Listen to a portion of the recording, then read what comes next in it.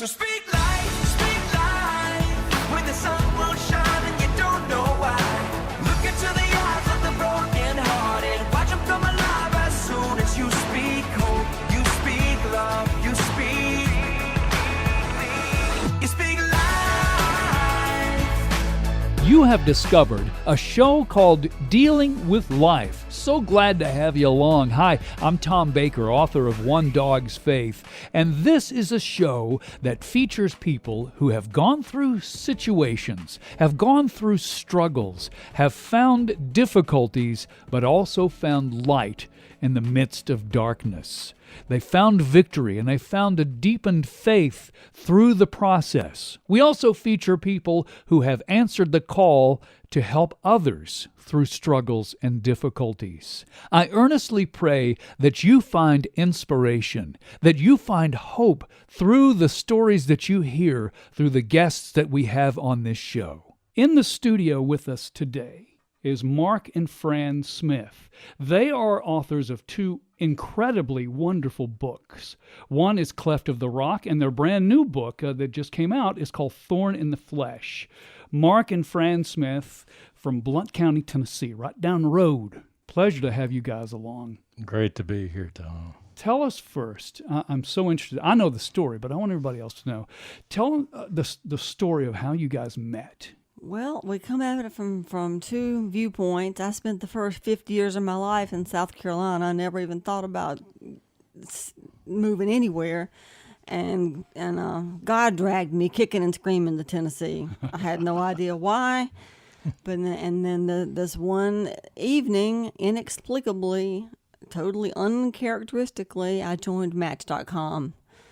And fished him out of the sea because he met my criteria, but I did not meet his. Oh, gotcha. Okay. And so I messaged him, and he responded, and I'll let him tell his viewpoint, his part of the viewpoint from Version this. number 2, Mark. Okay, and I was in a situation where I had just been through a very tough circumstance. 25-year marriage had just ended. The death of my wife with brain cancer. After the surgery in 2010, the surgeon gave her 3 months at most to live. The Lord gave her 14 months, and she got to see her oldest son graduate high school. Wow. And youngest son get his Eagle Scout, and the next day she closed her eyes. And I was left with two boys. One younger in high school, very much a mother's boy. Uh-huh.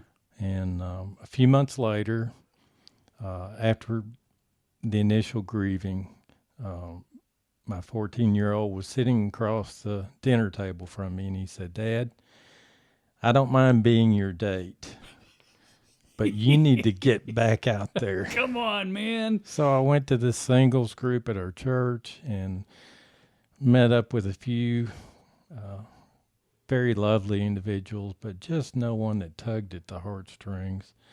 I joined Match.com and went out on a few dates and did not have any really good experiences, similar, just no one that really tugged at my heartstrings. So, well, getting back on the horse is hard anyway. Oh, yeah. After being married for a long time. Well, dating is a scary thing. Yeah, it is. It's a scary thing when you're young.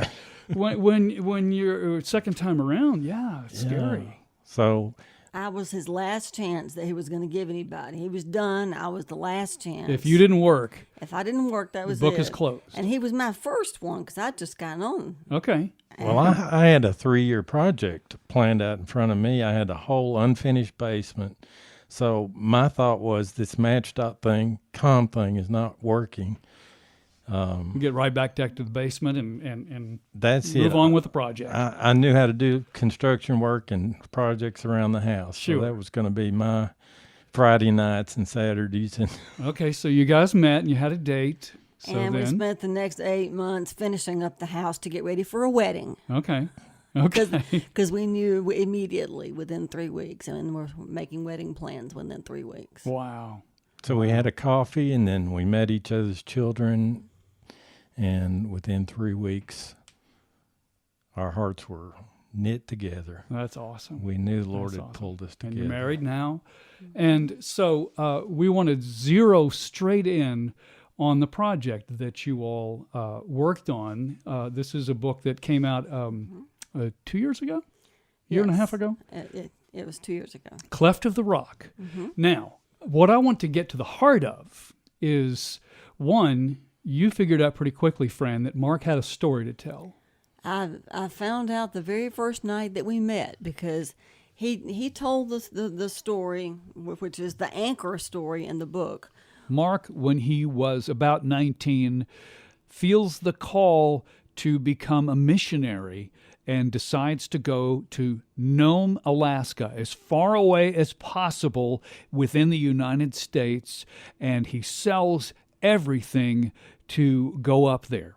He storms up into the hills around Nome, Alaska. Okay. And he's very angry because he has come to Nome to take this job, and all of a sudden the funding is pulled and he has no job, and he's very mad. He storms up into the hills, and this big storm comes in, and his clothes are frozen, and his tears are frozen to his face. And he climbs up into the literal cleft of the rock. For protection. For protection. Yeah. For passing out, actually. For passing Really? out. Okay. Because Okay. he knew he was hypothermic. I was. Wow. And God put his hand over that cleft, and when he woke up, he was dry and warm and safe and walked back down the mountain. To meet the search party that had headlights pointing up the mountain and expected to find a body, Sure. not a soul coming down, jumping and ready for what was next. And this isn't Tennessee cold. This is Alaska cold. And Right. so he told me that story that first night, and at that point I thought, well, that's wild. That's good. That's wonderful. And then the more stories he started telling me over the next few months, it just started to hit me. Somebody else needs to hear these. This needs to be more than just him telling me. Right. This stuff could inspire people. And so that was the impetus behind writing it down, thinking that it could inspire people, and it has. Absolutely. It has me. I mean, it's such a powerful story of when God says no, it doesn't necessarily mean stop. It means turn and go this route, because this route is really great. But we as humans, and you know this very well, we usually take God's no as, okay, I give, I'll just shut down. But that's the worst thing. And when you were in Alaska, you can give a couple of examples of things that you pulled off even after God said no.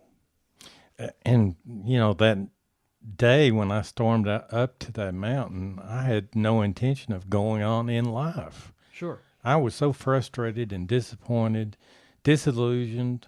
I'd sold my car and given up my place. A one-way ticket, and was 6,000 miles from home. And so You arrive with no job. to the news that there was no job. So life seems to throw us curveballs constantly. And as a 19-year-old, maybe I hadn't experienced that big of a curveball. But God also, as we know in Isaiah, has written our names in his palms. Yeah. And his support. As long as I knew that God was leading and supporting me, I felt the courage to step forward and keep moving. So what did you do to survive when you were up there? Well, you have to read the book to get fine details. But there are some exciting things that happened, and some life-threatening things that happened, too. For a Tennessee boy to be in an environment where it got to 88 below zero, without proper gear, God used other people to prepare me. And in fact, as I got an apartment with a guy that had been a trapper in Northern California in the Sierra Nevadas, we had a 50-gallon bucket outside of our little hut that we lived in. Yeah. And people knew that we didn't have much food because the food orders that came on the barge, we missed that opportunity. So we would just go dig through that 50-gallon container, and someone would have put some moose steaks in there or some seal meat or walrus. It would just kind of magically appear. Yes. Wow. My goodness. So, and part of your endeavors, I remember reading you built the church. We did, and that with long days in the summer, we had plenty of time, and a crew came in from California. Even at the end, the funding that we had from the mission board, the money ran out, and a call went out from the pastor of Nome, and a Texas millionaire showed up and wrote a check for the remaining supplies that we needed to finish a nice little church, a pastorium, and a couple of apartments in one building there. Goodness. So, Fran, you saw this story, and I know you from work environments that we have shared in the past, and I know you're a writer. Yes. So your writing mind saw this. Yes. And where did it go? Well, my writing mind had always worked on a much smaller scale before. I'd worked as a journalist and in communications, and I had looked for smaller stories to tell, for a newspaper Sure. or a magazine or whatever. Right. I'd never written a book before, and this it's daunting. It was daunting, and I wasn't sure I could do it, to be honest. So I just dedicated it every morning to doing what God wanted me to do, and it took discipline, because at that point I was working at home. God provided a gap in my employment because we finished work a lot quicker in Oak Ridge than anybody thought we were going to finish. Right.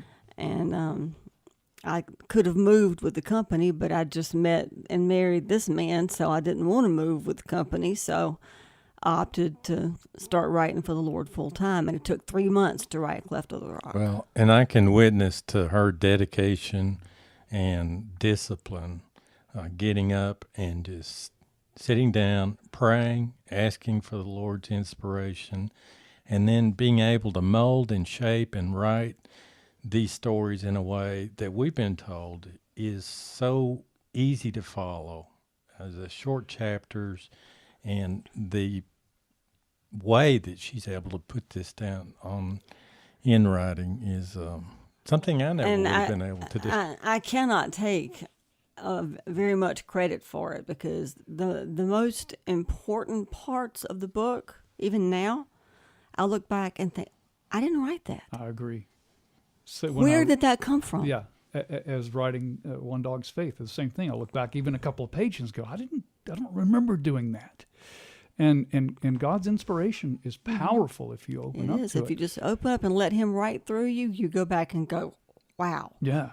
Well, and when we started this project, I had some stories, but you don't remember details as you go back that far. But the Lord was able to tap into my memories. And people ask us, how much, this is called nonfiction, but how much is true and how much is fiction? But the Lord gave me the ability to recall specific conversations. Yeah. My mom had even audio taped. We didn't do much mailing back and forth, but we did audio. Oh, just to converse back and forth. And okay. she had Cassette kept tapes. some of those cassette tapes. Wow, okay. So, But in reading the book, I will certainly attest that you feel like you're there with you. I mean, it's a powerful account, and it's edge of the seat stuff. I mean, your life was on the line a couple of times, being lost out in the wilderness. You were freezing to death sometimes, and without food sometimes. And, Yes. and my goodness, you not only survived it, but you came back with a powerful story that shows God's power and also the inspiration of hope and trusting in Him. We will have more on not only that book, but the new book that has just come out called Thorn in the Flesh. We'll talk about that in a second. This is a show called Dealing with Life. So glad that you're here with us. Hopefully you're finding a ton of inspiration from Mark and Fran and their stories. I'm Tom Baker, author of One Dog's Faith, and we'll have more of Dealing with Life in just a few minutes. You speak life. Oh, oh, oh, oh, oh. You speak life.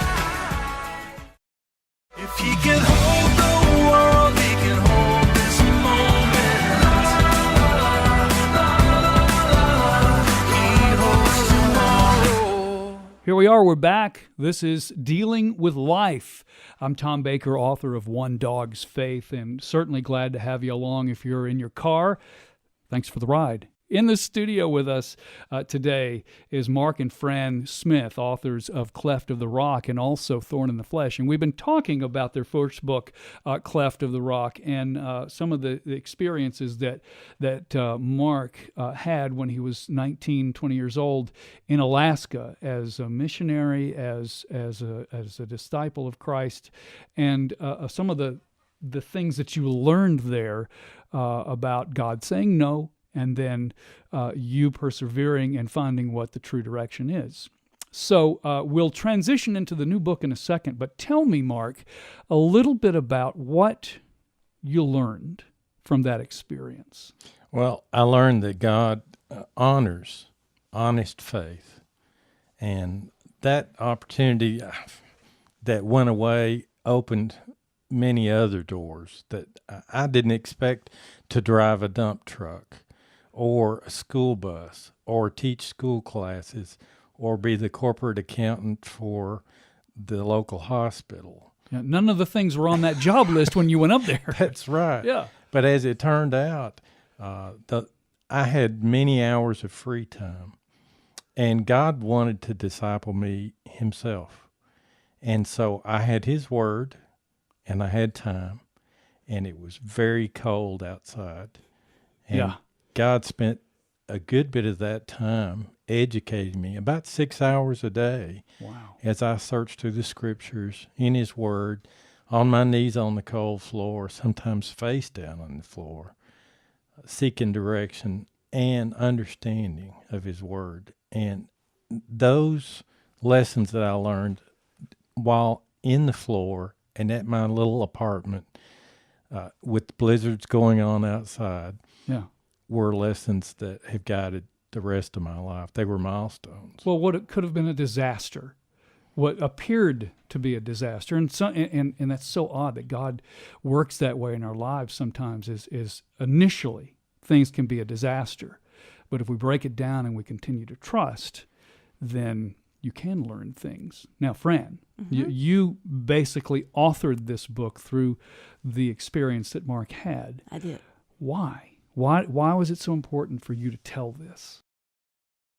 Well, there is a book that I grew up on, Christy by Catherine Marshall. Okay.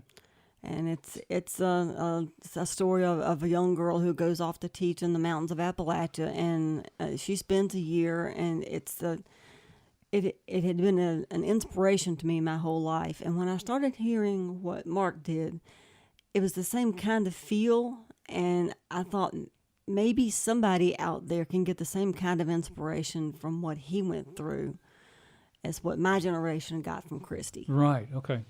So, and people have. They have. That's the magic to me, is when you guys have gone out to book signings and teachings, and different events that promote but also celebrate the book, and you've met all kinds of people. We've met all kinds of people, and just last night I was at a book signing, and the first two ladies who came in the door, it was at Consigned to Design, right here in Knoxville. And the first two who came in the door were just in tears. And they were looking for something hopeful. They just wanted to read something hopeful. Sure. There's not a lot of that these days. They were in a bad place in their life, and they shared some of that with me. And they said, "Tell me that if I read this, I'm going to feel better." And I said, yeah. I can tell you that. You'll feel better.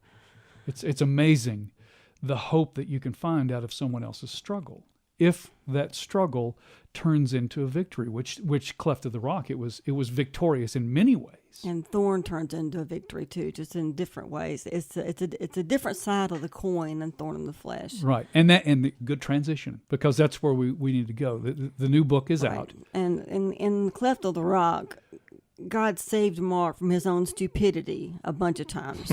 Very true. Well, true. I could write a long book about my stupidity, but yeah. That like snow blindness and hypothermia and all kinds of ways. He could have, should have died out there. Right, because that's dangerous territory in and Alaska. God saved him from his own stupidity, but in thorn in the flesh. Well, and sometimes once it was an Eskimo lady that reached out on the porch I was passed out outside in the cold and would have frozen, and she pulled me into the house. Just because you were stubborn and were going to get the porch fixed. That's it. I remember that. Yeah. What a great story. So now, Thorn in the Flesh is different. It picks up where Cleft left off. He comes home from Alaska, and he's all full of vim and vigor and just ready to share his experiences with the world. He's got 2 free years at the Baptist Student Union at the University of Tennessee. He's got a job as a youth minister at Pleasant Grove Church. Money to pay for my school, a brand new car that the Lord provided through a work experience in Alaska. So you were on fire. So he's got the world by the tail. Yeah. Okay? And then he goes on a trip with the youth at Pleasant Grove and gets on a mechanical bull. Which Okay. looked like fun. Yeah. But he I've had seen to those sign a things. piece of paper that said, if I get hurt or seriously injured or die, I will not sue. Which, But if you broke the record, you got a T-shirt. And to me, it looked like, physics, geometry, and... Well, you're athletic anyway. Were. Right, yes. Were is a good point. At that age, you were ready to take on anything, and he especially a was. silly mechanical bull. and he did, because he did not fall off. Okay, normally you ride a bull for, 8 seconds? And he was on there for over a minute. And every gyration of that bull ground his vertebrae, his already weak Sure. vertebrae, although he didn't know it at the time, together. And he still has back problems from that. Goodness. So if I remember right, the next day you were flat on your back, Yes. immovable. In fact, in the hospital, and we went from there eventually to me being able to moan and groan in the back seat on the way back from Myrtle Beach.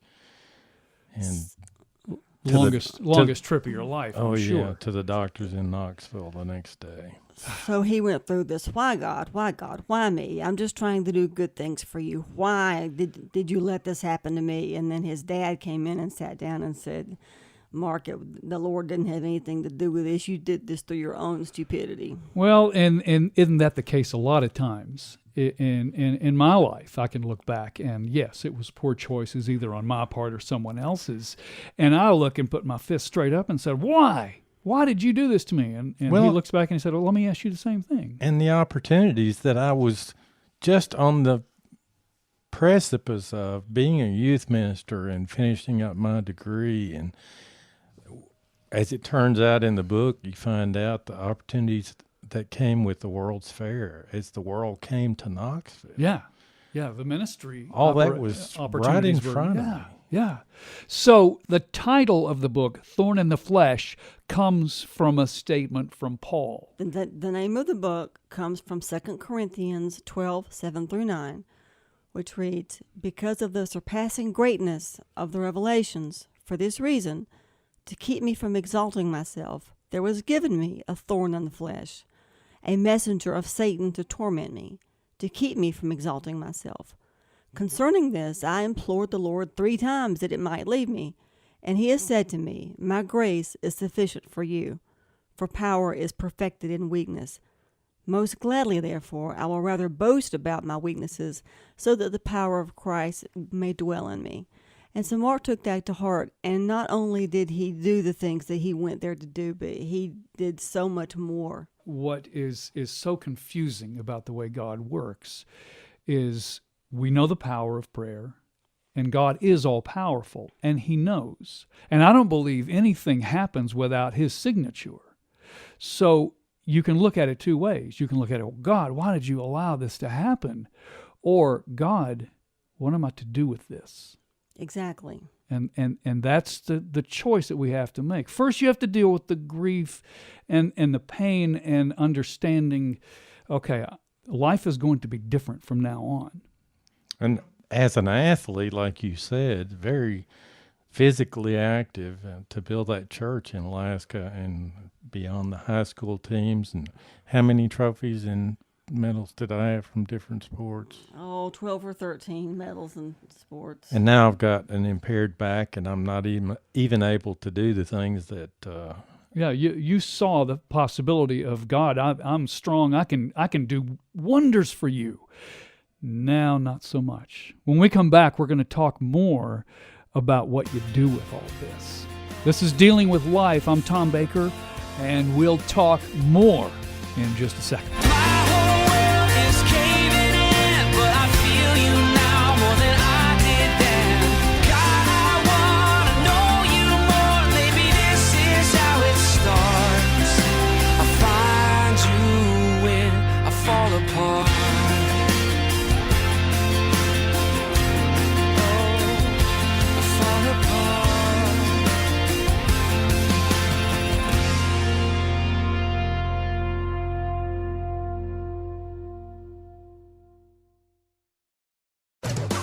When life won't play along and right keeps going wrong and I can't seem to find my way, I know where I'm found, so I won't let it drag me down. No, I'll keep dancing anyway. You're listening to Dealing with Life. Glad to have you along. I'm Tom Baker, author of One Dog's Faith, a book that is about faith, life, and worry through the eyes of a dog. It's a book about being trapped in the fog of worry and trying to climb out any way you can, forgetting that God can hold your hand and pull you out of that pit. And with me today is Mark and Fran Smith, authors of two wonderful, wonderful books, Cleft of the Rock, which we talked about earlier, about your experiences in Alaska for a year as kind of a missionary, kind of a messenger, kind of a disciple, and had an incredible experience up there. Very powerful read that book is. But that leads us to the book that you have just released recently called Thorn in the Flesh. Picks up where you left off, moving back into the area and on fire for God, and with a youth group, with all kinds of ministries. And you take a youth group to Myrtle Beach and get onto a mechanical bull. And life changed drastically after riding that bull for a full minute. Yes, exactly. Your back is seriously hurt. You end up in the hospital and with degenerative discs. Didn't realize it, but yes, degenerative disc disease. Yeah, and that just crushed him. Sciatica. And Wow. So that takes your spirit to a whole different level. And we are picking up where we left off a minute ago. You're asking why God? And where do you take that? Where do you take being totally not crippled but close? And your plans for helping God with all kinds of things change. And then you say, now what? So what do you do? well, drawing from the experiences that I had before, I knew that God would provide a way. And I didn't realize that I was going to have to walk that path in excruciating pain. Yeah. It was a painful lesson in pride that he learned. That's a tough lesson that God helps us through. Because all through the Bible, all through life, you see that God uses ordinary people to do extraordinary things. And he wants it to be ordinary people because, like the story of Gideon in the Bible, he winnowed that army down to 300 people so that Israel couldn't take the credit for their own delivery. There was no other choice but to know it was God. Right. And so he wants there to be no other choice than to know it's him. He wants to use ordinary people. Yeah. But in excruciating pain. That's a question mark. That's not what I expected. Yeah. I was okay with going down the path, but not in great pain. But I had to learn to trust him even in that. Well, and you also learned a little about yourself, about perseverance, and also the strength that maybe you didn't know you had. Yes. We always think that God's going to lead us down this perfect path. And the left turns and the right turns that end up happening, and sometimes in pain, and you praying and praying that the pain goes away, and it doesn't. There's difficult lessons in that.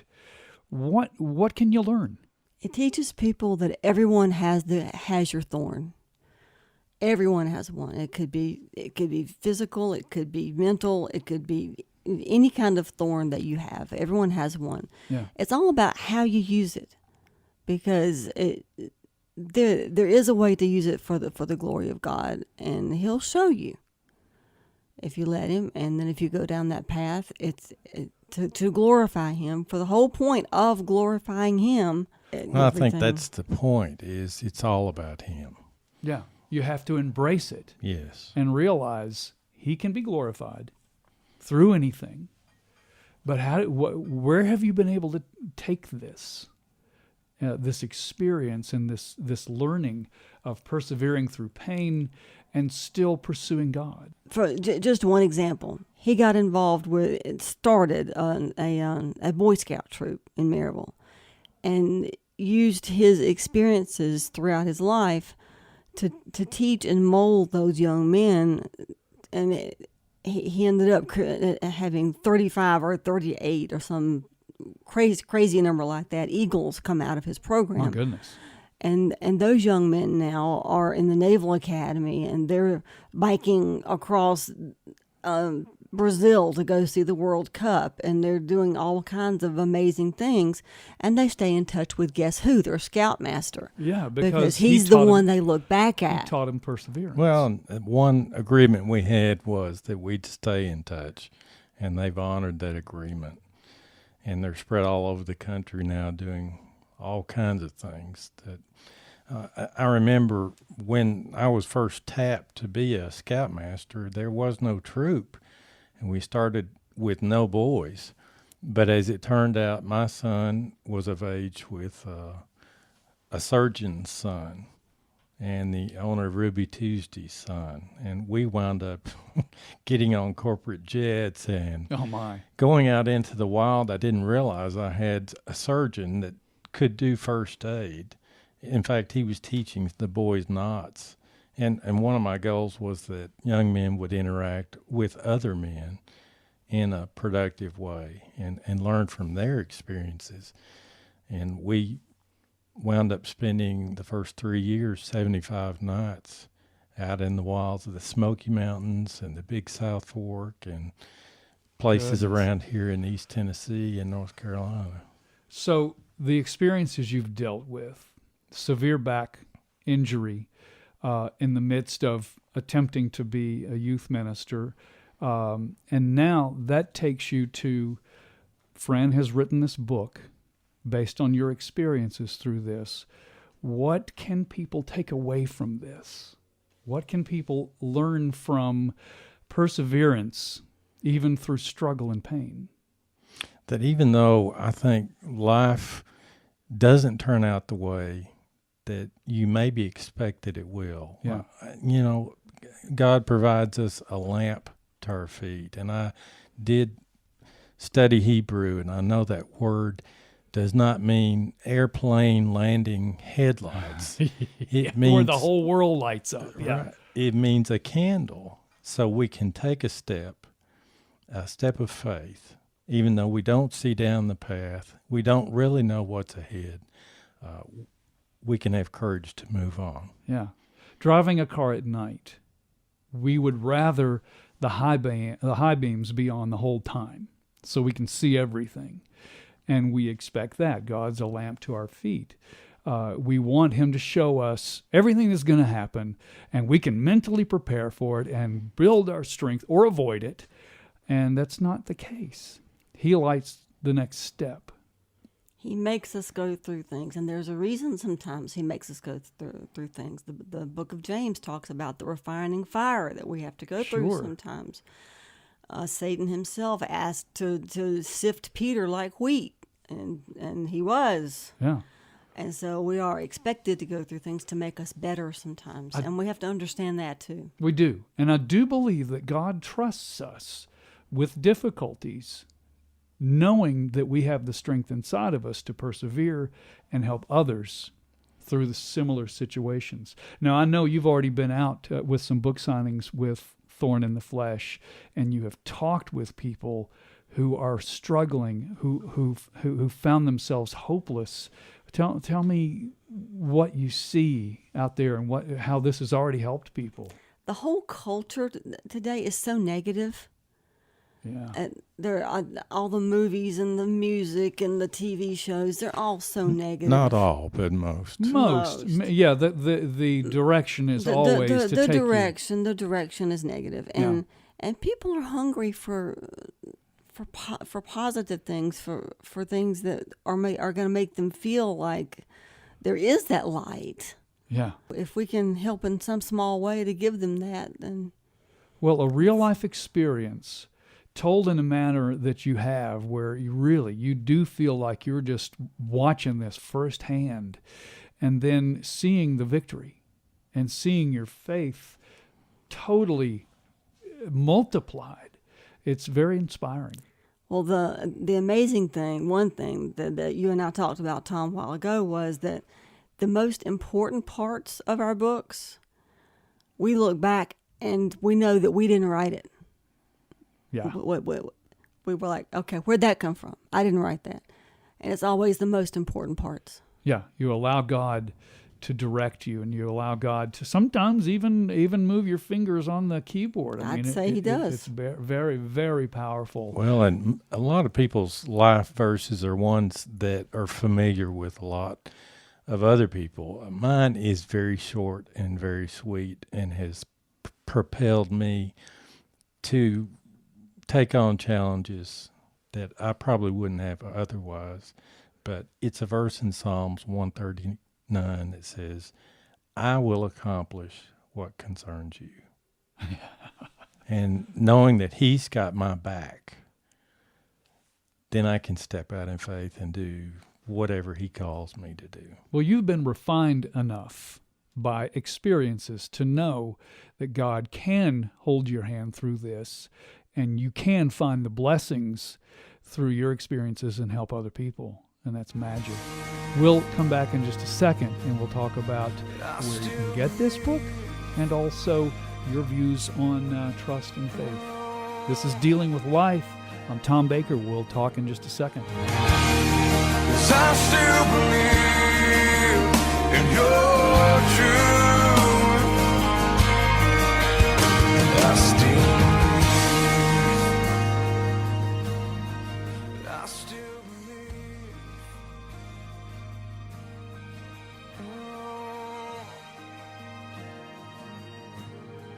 I still believe. I still believe. And it's a great day to be alive. I know the sun's still shining when I close my eyes. There's some hard times in the neighborhood, but why can't every day be just this good? This is a show called Dealing with Life. So glad to have you along. I'm Tom Baker, author of One Dog's Faith, and we have with us today Mark and Fran Smith, authors of not only the book Cleft of the Rock, but their brand new newly released book called Thorn in the Flesh.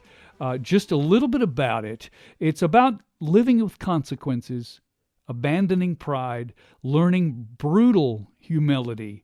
It's about spiritual growth, trusting God in the face of lifelong devastating injury, and then putting your life in His hands. That is an adventure. And that's what this book, Thorn in the Flesh, is all about. Fran, tell me, what's the take home? The take home is there's real hope in this life, and it comes from one place. And it's about letting yourself be used, in no matter who you are. And there's hope in that. There's hope everywhere. No matter what position you're in, there's hope. We find hope in the strangest of places, and we don't always expect to find hope through pain, but it's there.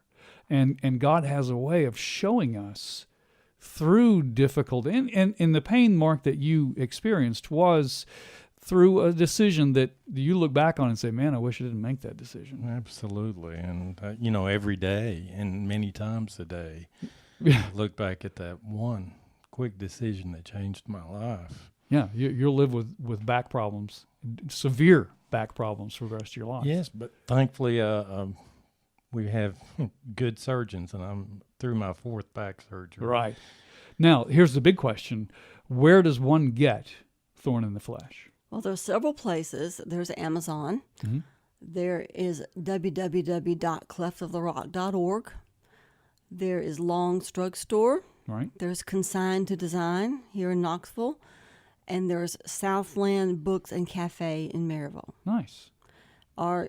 We keep updated on our website all the upcoming live events, and you can always come see us and pick one up from us. And you guys are more than willing to go talk to people about this. We'd love to come meet with any group face to face and share. God has used those times in very special ways, so we're happy to do that. This is actually book number 2 of a trilogy. It is. I know because I'm in the know. I'm in secret circles. That's right. Because you told me a minute ago. But just real quickly, what's the name of the trilogy? The trilogy is the Ordinary Man trilogy. God uses ordinary people to do extraordinary things. Yeah. And Mark, to meet you and to understand some of these circumstances you've gone through and pointed yourself directly to helping and serving God. And Fran, you putting this story together in order for us to see the hope in all of this is magical. And I urge people to not only pick this up, but also find others that might be struggling, that might find themselves in a hopeless situation, and use it, because it really is a tool that offers hope. There's also an audio version of Cleft of the Rock out there too, Right. on Amazon. Right.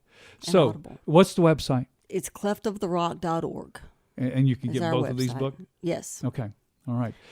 Thank you guys so much for offering and sharing what this is about, and God bless you in your mission to offer hope to people. Thank you, Tom. All Thank you for glory to having God. us. Oh. It's all about Him. Absolutely it is. This is Dealing with Life, a show about people who deal with life, who deal with struggle, who deal with pain, who deal with problems and hopelessness, but they see the hope in it. They see the power of God and the strength that He has to not only pull us through, but turn our struggles into strength. Victories, absolutely. God bless you. Next week, get this, multi-Dove award-winning music producer Travis Wyrick will be my guest on the show. Tremendous journey he's had, and what an inspiring story that you will hear. Don't miss it. This is Dealing with Life. I'm Tom Baker, author of One Dog's Faith, also available on Amazon and onedogsfaith.com. We certainly hope you have found a glimpse of God's glory today. Remember, with His help, you can turn your battles into blessings. It's bigger